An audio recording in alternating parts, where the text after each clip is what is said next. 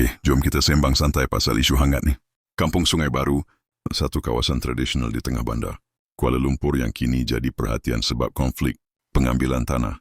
Ramai penduduk rasa macam dikhianati dan baru-baru ni, Tuan Ibrahim Tuan Man pun ada buat kenyataan yang mengundang persoalan. Apa isunya di Kampung Sungai Baru? Kampung Sungai Baru ni duduk elok je dekat Kampung Baru KL. Kawasan Melayu, tradisional yang masih bertahan walaupun dikelilingi pembangunan moden.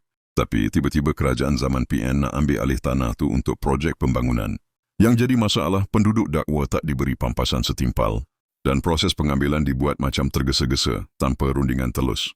Tuan Ibrahim Tuan Man, Timbalan Presiden PAS juga pemimpin dalam Perikatan Nasional, bagi kenyataan menarik.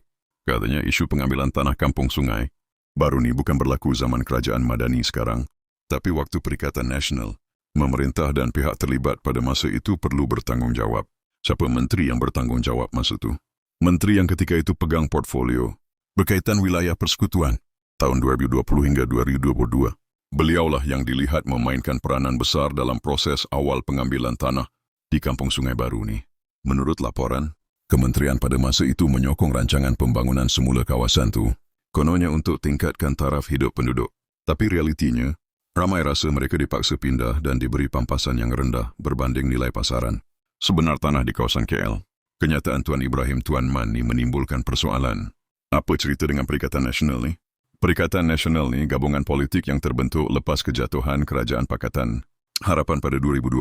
Gabungan ni terdiri daripada parti macam Bersatu, PAS dan beberapa yang lain.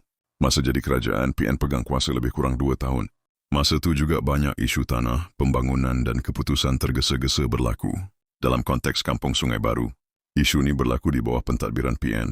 Jadi bila sekarang mereka persoalkan atau salahkan kerajaan Madani, orang pun mula tanya, bukankah ni projek zaman kamu juga? Nak faham isu ni? Senang je. Masalah ini adalah berlaku zaman Perikatan Nasional memerintah. Kerajaan Madani sekarang mewarisi masalah dari kesilapan menteri terdahulu. Teringat pula Ruyura yang dibantah pemimpin PN. Patutlah orang tu senyap je.